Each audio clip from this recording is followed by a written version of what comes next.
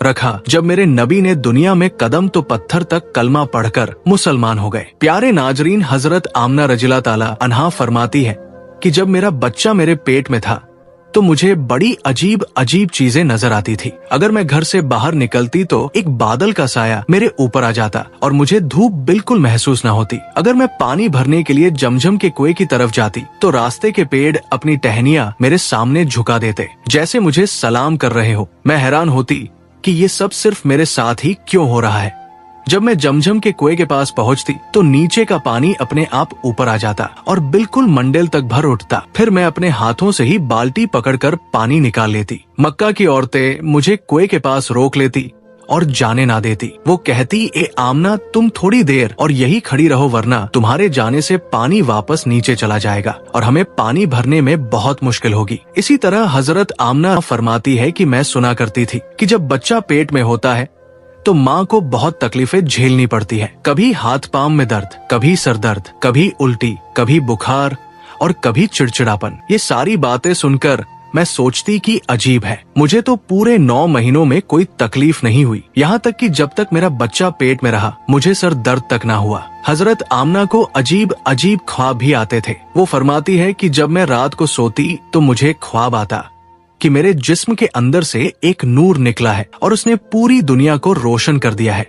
ये सब देखकर मुझे यकीन हो चुका था कि मेरे पेट में जो बच्चा है वो यकीनन कोई आम इंसान नहीं। पैगंबर हजरत मोहम्मद मुस्तफा सल्लल्लाहु ताला अलैहि वसल्लम जब अपनी माँ हजरत आमना के पेट में थे तो एक रोज आपकी दादी ने आपके दादा को इशारे से बुलाया और कहा, आपको मालूम है ये बहू आमना बहुत महंगा इत्र लगाती है, मैं तो परेशान हो चुकी हूँ, आप जरा आमना से इस बारे में पूछिए। ये सुनकर आपके दादा ने कहा, इस बारे में तू ही पूछ लेती, तूने क्यों नहीं पूछा? तो आपकी दादी ने कहा, मैंने कई मर्तबा कोशिश की लेकिन जब भी मैं आमना के सामने जाती हूँ तो उसका नूरानी चेहरा देखकर खामोश हो जाती हूँ। आमना के चेहरे पर इतनी चमक आ गई है कि मैं कुछ पूछ ही नहीं पाती, आप ही जाकर पूछ लीजिए। ये सुनकर आपके दादा ने कहा, तू औरत जात है, घर में रहती है, लेकिन मैं मर्द हूँ, घर से बाहर निकलता हूँ, मक्का में कुरैश का सरदार हूँ। जो भी मुझसे मिलता है पूछता है, ए अब्दुल मुत्तलिब, तुम्हारे घर से इतनी इत्र की खुशबू कहाँ से आती है? और हाँ,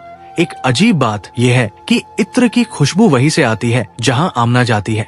अगर आमना रसोई में जाती है तो खुशबू वहीं से आती है, अगर गुसल खाने में जाती है तो खुशबू वहीं से आती है, अगर बैठकी में जाती है तो खुशबू वहीं से आती है। और ये कोई मामूली इत्र नहीं है, ना इराक का ना मिस्र का, ये तो कोई खास ही इत्र है। इसके बाद आपके दादा हजरत अब्दुल मुत्तलिब ने हिम्मत की और आमना को बुलाकर कहा, बेटी आमना, तुझे पता है मैं कुरैश का सरदार हूँ, खाना एक काबा का मुतवली हूँ, बड़ी इज्जत वाला हूँ। जहाँ भी जाता हूँ लोग पूछते हैं, अब्दुल मुत्तलिब, तेरे घर से इत्र की खुशबू कहाँ से आती है? बेटी, मैं तो इत्र नहीं लगाता, तेरी माँ भी इत्र नहीं लगाती, तू ये इत्र कहाँ से लाती है? ये सुनकर हजरत आमना की आंखों में आंसू आ गए और वो बोली, अब्बा जान, मैं आपको क्या बताऊं, मैंने सारी जिंदगी कभी कोई इत्र नहीं लगाया, मुझे अच्छे और बुरे इत्र की पहचान भी नहीं, मैंने आज तक किसी इत्र वाले से इत्र नहीं खरीदा। मगर अब्बा जान, मैं आपको एक राज की बात बताती हूँ। फिर हजरत आमना ने अपने पेट पर हाथ रखा और कहा, अब्बा जान, ये सब इस आने वाले मेहमान की बरकत है, आपने तो सिर्फ खुशबू महसूस की है, अगर मैं आपको और बातें बता दूं तो आप मुझे दीवानी कहेंगे। ये सूरज कई बार मुझे सलाम करता है, ये चांद कई बार मुझे सलाम करता है, और यही नहीं, जब मैं सोती हूँ तो ऐसी ऐसी औरतें मेरे सामने खड़ी होती हैं जिन्हें ना मैंने कभी देखा और ना आपने वो औरतें मेरे ऊपर हवा करती है। हुजूर सल्लल्लाहु अलैहि वसल्लम के दादा हजरत अब्दुल मुत्तलिब दिन रात काबे के पास जाकर काबे का गिलाफ पकड़कर रोकर दुआ करते, या अल्लाह, मेरा बेटा अब्दुल्लाह इस दुनिया में नहीं रहा मगर उसके घर एक बच्चे की पैदाइश होने वाली है, या अल्लाह इस बच्चे की हिफाजत फरमा और मेरे अब्दुल्लाह की नस्ल बाकी रखना। हुजूर सल्लल्लाहु अलैहि वसल्लम के सारे चाचा इसी इंतजार में रहते थे कि उनके भाई अब्दुल्लाह के घर बच्चा कब पैदा होगा। यहूदियों की किताब तरात में लिखा हुआ था कि जब आखिरी नबी आने वाले होंगे तो उनकी पैदाइश से 10 दिन पहले आसमान पर एक लाल सितारा चमकेगा। जब हुजूर सल्लल्लाहु अलैहि वसल्लम की पैदाइश में 10 दिन बाकी थे तो आसमान पर वही लाल सितारा निकल आया। उसे देखकर यहूदियों में खलबली मच गई। उनके आलिम ने सब यहूदियों को जमा किया और कहा, देखो आसमान पर लाल सितारा चमक रहा है। इसका मतलब है कि आखिरी नबी आने वाले हैं।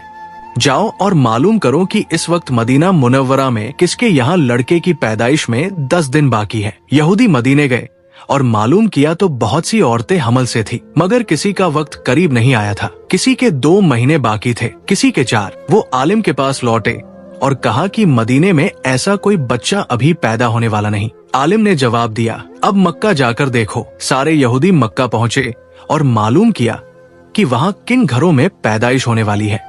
लोगों ने बताया, हाँ, यहाँ मक्का में 5 औरतें हैं जिनके यहाँ बच्चा होने वाला है। यहूदियों ने कहा, नहीं, हमें ऐसे बच्चे की पैदाइश की खबर चाहिए जिसका बाप पहले ही इंतकाल कर चुका हो। लोगों ने बताया, हाँ, अब्दुल मुत्तलिब का पोता पैदा होने वाला है। इस बच्चे के बाप अब्दुल्ला कुछ महीने पहले ही दुनिया से चले गए। ये सुनकर यहूदियों की चीखें निकल गई। वो रोते चिल्लाते अपने आलिम के पास पहुँचे और बोले, हाय अफसोस, आज नबुवत यहूदियों से निकलकर मक्का वालों को मिल गई। वक्त यूं ही गुजरता गया और आखिर वो दिन आया जिसका सबको बेसब्री से इंतजार था, जिसका इंतजार आसमान, जमीन, परिंदे और हर मखलूक कर रही थी। और फिर वो घड़ी आई। आज उस बच्चे की पैदाइश हुई जिसकी वजह से पूरी दुनिया बनाई गई। अगर वो ना होते तो शायद ये दुनिया भी ना होती। आज उस बच्चे की पैदाइश हुई जिसके लिए चांद 2 टुकड़ों में बांट दिया गया। आज उस बच्चे की पैदाइश हुई जिसकी खातिर सूरज को अपनी जगह पर रोक दिया गया। अल्लाह ने हुक्म दिया, इस सूरज अभी मत डूबना, क्योंकि मेरे हबीब मोहम्मद सल्लल्लाहु अलैहि वसल्लम ने अभी असर की नमाज अदा नहीं की। आज उसी बच्चे की पैदाइश हुई जिसके पास पूरी जिंदगी में जिब्राइल अलैहिस्सलाम 26,000 बार तशरीफ लाए। रात गहरा चुकी थी। हजरत आमना के पेट में हल्का सा दर्द उठा। उन्हें महसूस हुआ शायद आज मेरे बच्चे की पैदाइश होने वाली है। उन्होंने हजरत अब्दुल मुत्तलिब को ये खबर दी। हजरत अब्दुल मुत्तलिब ने मोहल्ले की दाई हजरत शिफा को बुलाकर कहा, आज रात तुम आमीना के साथ ही रहो, क्योंकि मेरे बेटे अब्दुल्ला के घर बच्चा पैदा होने वाला है। रात धीरे धीरे गुजरती गई। चांद खामोश होकर बादलों में छुप गया। हजरत आमीना फरमाती है, जिस रात मेरे घर बच्चे की पैदाइश हुई उस वक्त गरीबी का ये आलम था कि चिराग में तेल जलाने के भी पैसे नहीं थे। यही वो गरीबी की रात थी जिसमें हमारे आका सल्लल्लाहु अलैहि वसल्लम इस दुनिया में तशरीफ लाए। उस रात हजरत अब्दुल मुत्तलिब और उनके सारे बेटे घर के बाहर बैठे रहे। वो सोचते रहे, अगर अब्दुल्लाह की बीवी के साथ कोई हादसा हो गया तो हम फौरन इलाज का इंतजाम करेंगे। पूरी रात कोई नहीं सोया। रात ढलती जा रही थी। चांद खामोश होकर डूब चुका था। हर तरफ अंधेरा ही अंधेरा था। घर के अंदर भी अंधेरा, घर के बाहर भी अंधेरा। सहरी का वक्त हो चुका था कि अचानक हजरत आमना के पेट में तेज दर्द उठा और वो समझ गई कि अब पैदाइश का वक्त आ गया है। उन्होंने दाई शिफा को आवाज दी, मुझे दर्द हो रहा है।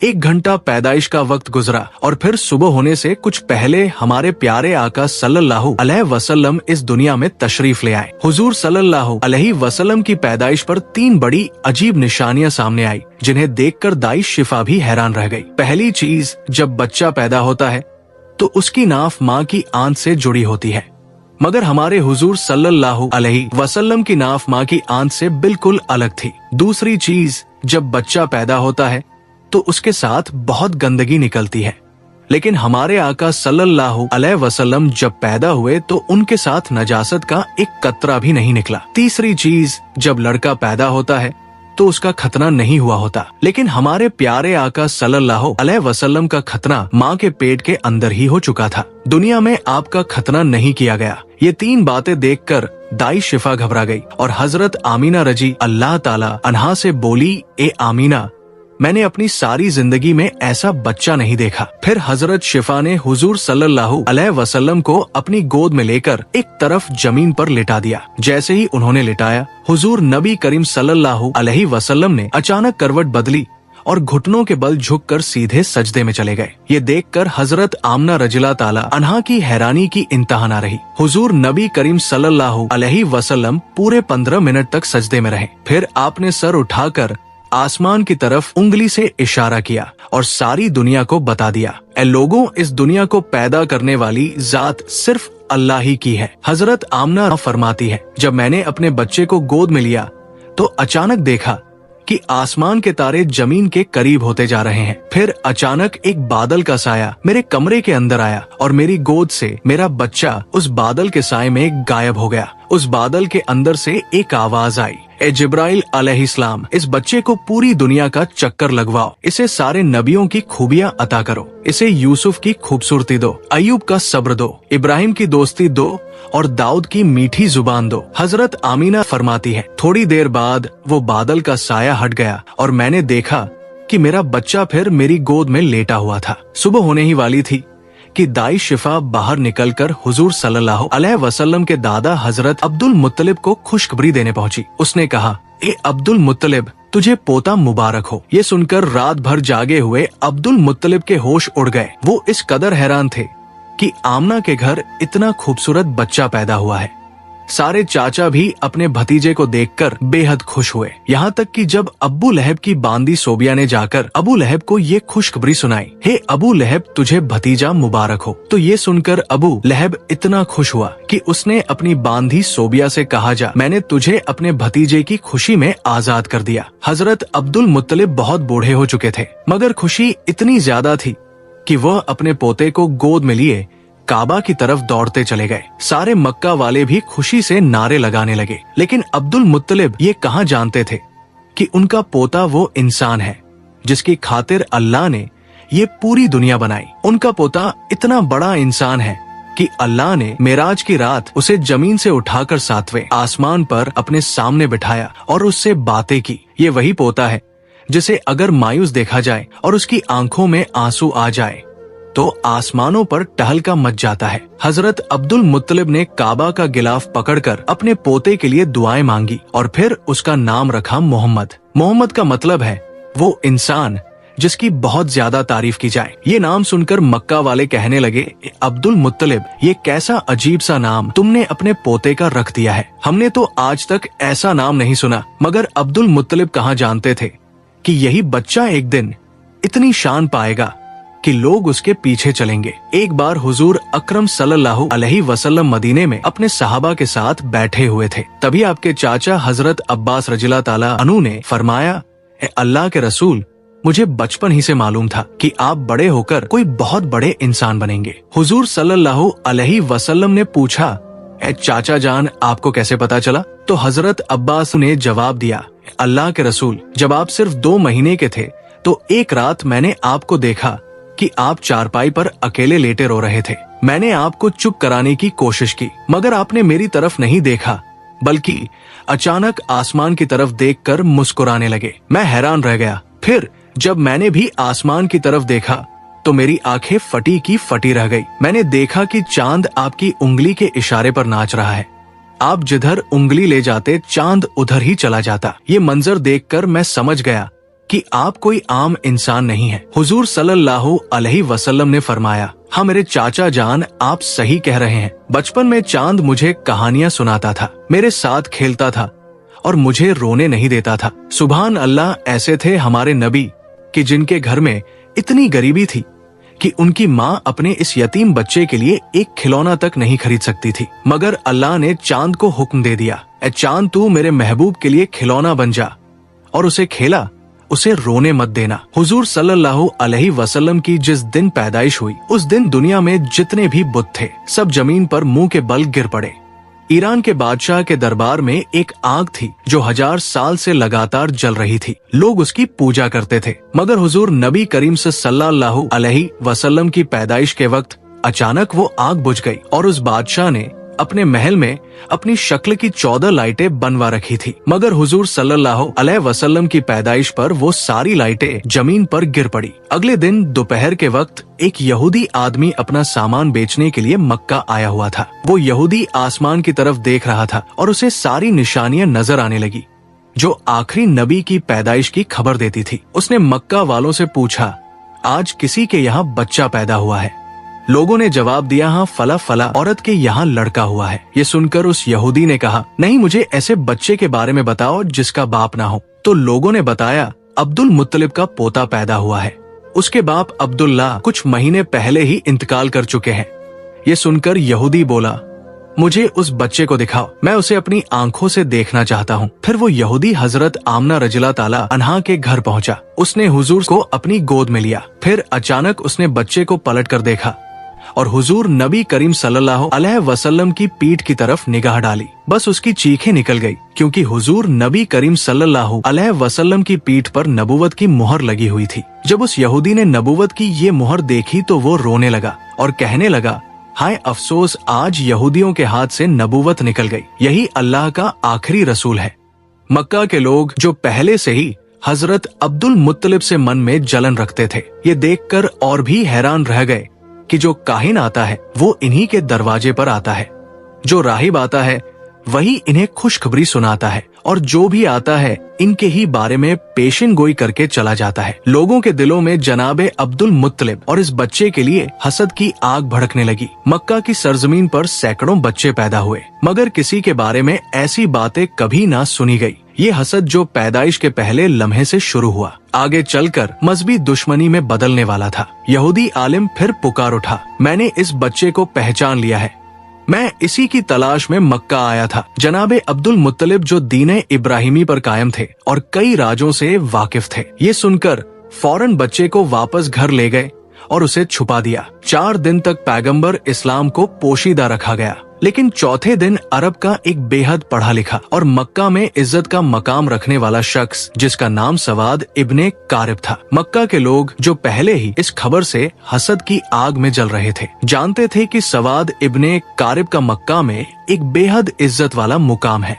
अगर उन्होंने इस बच्चे के बारे में कोई बात कह दी या कोई पेशिन गोई कर दी तो अहले मक्का का हसद और भड़क जाएगा। इसीलिए जनाबे अब्दुल मुत्तलिब ने सख्त लहजे में कहा कि मैं अपने पोते को इस वक्त किसी मजमाए आम में नहीं ला सकता। लेकिन सवाद इब्ने कारिब की बेचैनी बढ़ती जा रही थी। उन्होंने गुजारिश की तो कम से कम मुझे उस बच्चे तक पहुंचा दीजिए। जनाबे अब्दुल मुत्तलिब ने कुछ सोचकर कहा, हाँ ये मुमकिन है, लेकिन मेरे और तुम्हारे अलावा कोई मौजूद नहीं होगा। इस तरह तुम्हारा मकसद भी पूरा हो जाएगा और हसद का मसला भी नहीं उठेगा। चुनांचे वो उन्हें साथ लेकर जनाब अमीना के मकान में दाखिल हुए। जैसे ही गहारे के करीब पहुँचे और बच्चे से कपड़ा हटाया तो एक अजीबोगरीब नूर पूरे कमरे में फैल गया। सवाद इब्ने कारिब जो पढ़े लिखे और इल्म वाले शख्स थे, समझ गए कि ये वही अलामत है जिसकी खबर किताबों में है। आखिरी जमाने का इशारा, वो बेइख्तियार झुक गए और उस बच्चे के कदमों को बोसा दे दिया। फिर जनाब अब्दुल मुत्तलिब से मुखातिब होकर कहा, आप गवाह रहिएगा, मैं इस बच्चे पर अभी से ईमान ला रहा हूँ। मुझे मालूम है कि मैं उस वक्त तक जिंदा नहीं रहूंगा जब ये बच्चा ऐलान रिसालत करेगा, मगर मैं आज ही गवाही देता हूँ कि ये अल्लाह का आखिरी रसूल है। इस तरह बनु हाशिम के घर वालों के अलावा पैगंबर इस्लाम की पैदाइश के बाद सबसे पहले ईमान लाने वाले शख्स सवाद इब्ने कारिब साबित हुए। ये वाकया हुजूर अकरम सल्लल्लाहु अलैहि वसल्लम की पैदाइश के चौथे दिन का है। फिर 7वें दिन हजरत अब्दुल मुत्तलिब ने अपने पोते का अकीका किया और पूरे मक्का के लोगों को दावत अकीका में बुलाया। लेकिन उस वक्त से ही कुछ लोग हजरत अब्दुल मुत्तलिब के दुश्मन बन चुके थे और दिल ही दिल में सोच रहे थे कि अगर ये बच्चा बड़ा हो गया और इसने ऐलान नबूवत कर दिया तो हमारे लिए तो बस तबाही ही तबाही है।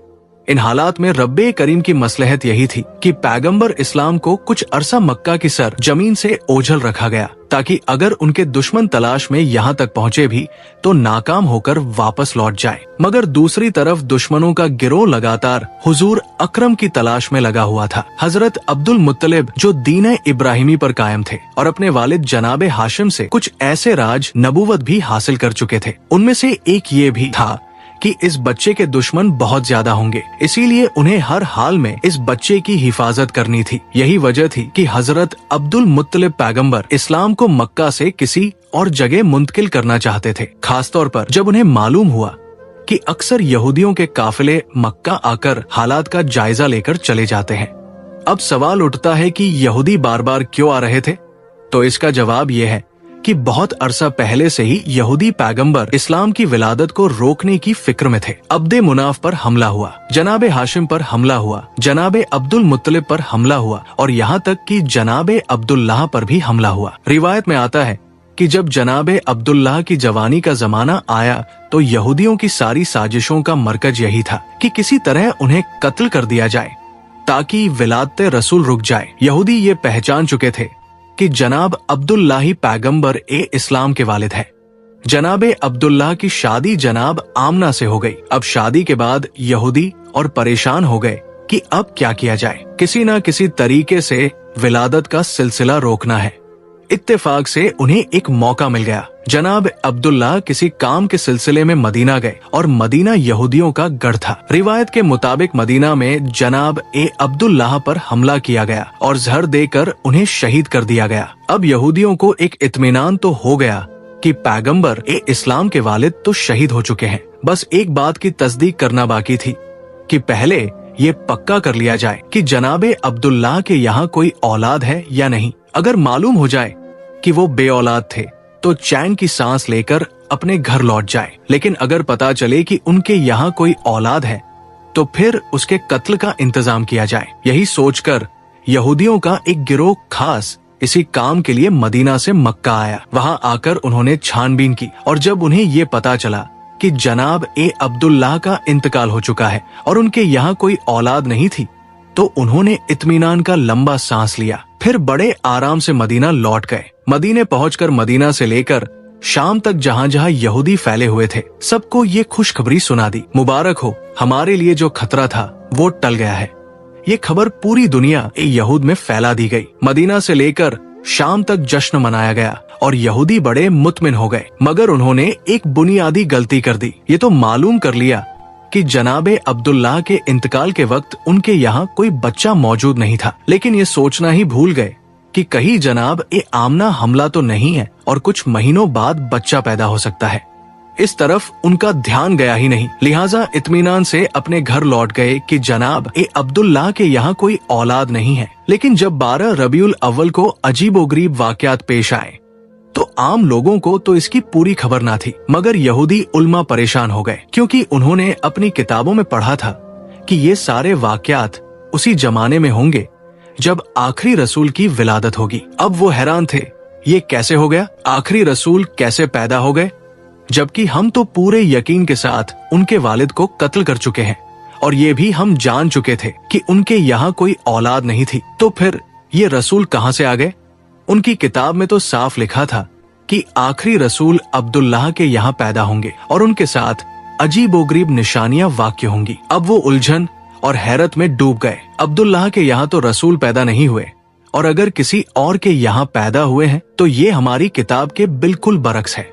फौरन एक गिरोह तैयार किया गया ताकि मक्का जाकर तहकीक की जाए। जब ये लोग मक्का पहुंचे तो उस वक्त पैगंबर इस्लाम को मक्का से हजरत हलीमा सादिया के मकान में मुंतकिल किया जा चुका था और उनकी पैदाइश को 2 महीने गुजर चुके थे। अब यहूदी परेशान होकर तलाश करने लगे कि कौन सा बच्चा ऐसा है जो 2 माह पहले पैदा हुआ हो। मगर कोई भी बच्चा नजर नहीं आ रहा था। किसी से पूछना भी मुमकिन नहीं था क्योंकि मक्का में यहूदी 2 बार पहले साजिश कर चुके थे। एक बार जनाबे अब्दुल्लाह पर हमला और उसके बाद जनाबे आमीना के बारे में तहकीक। इसलिए अब मक्का वाले होशियार हो चुके थे, खासतौर पर बनु हाशिम का खानदान जो इन पर सख्त नजर रखे हुए था। यहूदियों का कोई गिरोह किसी से खुलकर सवाल नहीं कर सकता था, बस एक एक घर पर नजर रखते। मगर कोई 2 महीने का बच्चा कहीं नजर नहीं आता। नाकाम होकर वापस लौट जाते, फिर कभी आते कभी जाते और बार बार तहकीक करते, मगर हर बार नाकाम रहते क्योंकि उस वक्त पैगंबर इस्लाम मक्का से बाहर थे। फिर जब नबी करीम 6 साल की उम्र में मक्का वापस आए उस वक्त यहूदियों का एक गिरोह मक्का में मौजूद था। जब नबी करीम की उम्र 7 साल हुई तो एक दिन उसी गिरोह की नजर आप पर पड़ गई। जैसे ही उनकी नजर इस मासूम बच्चे पर पड़ी वो हैरत से दंग रह गए। इस बच्चे का चलने का अंदाज, बोलने का लहजा बिल्कुल वही था और तरात की किताब के मुताबिक कहा आखिरी नबी की उम्र इस वक्त 7 साल होनी चाहिए। फिर उन्होंने आपस में तय किया अगर यही बच्चा वाकई आखिरी नबी हुआ तो हमें उसे इस दुनिया से मिटाना होगा। ये नौजवान जो अपने दादा और चाचा के साथ चल रहा था, उसके चलने का अंदाज, बात करने का तरीका बिल्कुल वही था जो उनकी किताबों में आखिरी रसूल के लिए लिखा हुआ था। उसके सर पर बादल साया किए हुए था। वो जिस दरख्त के करीब से गुजरता उसकी शाख झुक जाती, जिस पत्थर के पास जाता पत्थर कलाम करने लगता और वो जिस तरफ भी जाता अगर राह में कोई रुकावट होती तो रुकावट खुद ब खुद हट जाती। यहूदियों को ये तो यकीन हो गया था कि ये बच्चा अब्दुल मुत्तलिब का पोता है, मगर उनके दिल में ये भी खौफ था कि कहीं पहले की तरह हम धोखा ना खा जाए। वो सोच रहे थे ऐसा ना हो कि हम इस नौजवान को कत्ल करके मुतमिन हो जाए और फिर 20 साल बाद पता चले कि रसूल तो अभी जिंदा है। इसलिए इस दफा वो 100% यकीन करना चाहते थे कि यही नौजवान अल्लाह का सच्चा पैगंबर है। उनकी किताबों में लिखा था और उन्हें इस बात का पूरा इल्म था कि जो भी अल्लाह का रसूल होगा, चाहे पहला हो या आखिरी, लुकमाए हराम उसके हलक से नीचे नहीं उतर सकता, बल्कि हलक क्या उसके होठों तक भी नहीं पहुंच सकता। हराम के अलावा रिस्क मुस्तबा यानी ऐसा रिस्क जिसका साफ पता ना हो कि हलाल है या हराम, वो भी रसूल के होठों को नहीं छू सकता। चुनांचे उन्होंने एक अजीब मंसूबा बनाया। मक्का में एक बेवा औरत रहती थी जिसका नाम जुबैदा था। उसने एक छोटा सा मुर्गी फार्म बना रखा था और मुर्गियों के अंडे बेचकर गुजारा करती थी। जो मुर्गी अंडे देने के काबिल न रहती उसे वो ज़बा करने के लिए बेच देती। यहूदियों ने सोचा ये एक ऐसा इम्तिहान है जिससे हमें पूरा यकीन हो जाएगा। रात के वक्त उन्होंने जुबैदा के घर में नकब लगाई और कुछ मुर्गियां चुरा लाए। अब जिन मुर्गियों को चोरी की नीयत से लिया वो तो रिस्क हराम हो गई, और जिनके बारे में ये सोचा कि बाद में उसकी कीमत अदा कर देंगे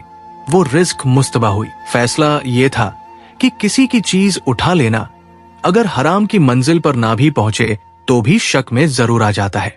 अगले दिन यहूदी हजरत अब्दुल मुत्तलिब के पास गए और उनको दावत दी कि हम आपके कबीला की दावत करना चाहते हैं। यहूदियों का असल मकसद पैगंबर इस्लाम का इम्तिहान लेना था, इसलिए उन्होंने हजरत अब्दुल मुत्तलिब से कहा, आप अकेले दावत में नहीं आएंगे बल्कि बनु हाशिम के सारे मर्द आएंगे और खासतौर पर आपके सब बेटे और पोते जरूर आए। हजरत अब्दुल मुत्तलिब ने मुस्कुराकर जवाब दिया, तुम ना भी कहते तो भी मेरी शर्त यही होती, क्योंकि मैं अपने पोते के बगैर किसी दावत में शरीक नहीं होता। यहूदियों के तो मानो दिल की मुराद पूरी हो गई। चुनांचे खाने का इंतजाम किया गया। उन्होंने अपने जहन में पहले ही तय कर रखा था कि ये वाला गोश्त और मुर्गी हराम है और ये हिस्सा मुस्तबा है। दावत में यहूदियों ने हजरत अब्दुल मुत्तलिब से कहा, ए रईस मक्का, ये दावत आपके एजाज में है, खाने का आगाज कीजिए। हजरत अब्दुल मुत्तलिब ने कहा, नहीं, जब तक मेरा पोता खाना शुरू नहीं करेगा हम लोग खाना नहीं खाएंगे। बस यहूदियों को तो यही चाहिए था। सारी तवज्जो रसूलुल्लाह की तरफ हो गई। उन्होंने कहा, आप बिस्मिल्लाह कीजिए। रसूल खुदा ने इत्मीनान से जवाब दिया, नहीं, ये रिज़्क़ हमारे लिए नहीं है, खाना तो दूर, ये हमारे होठों तक भी नहीं पहुंच सकता। यहूदियों ने हैरानी से पूछा, ये कैसे मुमकिन है? आप सल्लल्लाहु अलैहि वसल्लम ने फरमाया, हाँ, ये खाना हमारे लिए नहीं है। उन्होंने कहा, इजाजत दीजिए कि हम आपको खाना खिलाएं और देखें कि ये कैसे नहीं पहुंचता। पैगंबर ने मुस्कुराकर फरमाया, ठीक है, अगर खिला सकते हो तो खिलाओ। अब यहूदियों ने रोटी और गोश्त के साथ एक निवाला बनाकर हुजूर की तरफ बढ़ाया। मगर अजीब बात ये हुई कि जैसे ही वो निवाला हुजूर के होठों के करीब पहुंचा, ऐसा महसूस हुआ कि किसी ने जबरदस्ती उनका हाथ खोल दिया हो और निवाला दस्तरखान पर गिर पड़ा। एक बार, दो बार, यहाँ तक कि 10 बार कोशिश की गई, मगर निवाला हुजूर के होठों से लग ही नहीं सका। वो करीब पहुंचता मगर हाथ अपने आप खुल जाता और नीचे गिर जाता। यहूदी ऊपर से तो परेशान नजर आते थे मगर दिल ही दिल में खुश थे कि आधी अलामत तो पूरी हो गई। ये हराम वाला खाना था। अब उन्होंने मुस्तबा खाना लाकर पेश किया और फिर कहा, आगाज कीजिए। पैगंबर ने उसी इत्मीनान से जवाब दिया, ये भी हमारे लिए नहीं है। यहूदियों ने कहा, हम खिलाते हैं। आपने फरमाया, चलो ठीक है, फिर कोशिश करके देख लो। अब जब कोई निवाला हाथ में लेकर पैगंबर इस्लाम के मुंह के करीब लाता तो वो या तो दाई तरफ खिसक जाता या बाई तरफ, लेकिन होठों तक पहुंचता ही नहीं था। यहूदियों ने हजरत अब्दुल मुत्तलिब से कहा, हमने तो पूरे खुलूस से ये दावत दी थी, मगर समझ नहीं आ रहा कि ये क्या हो रहा है। क्या इसमें कोई खुदाई राज है?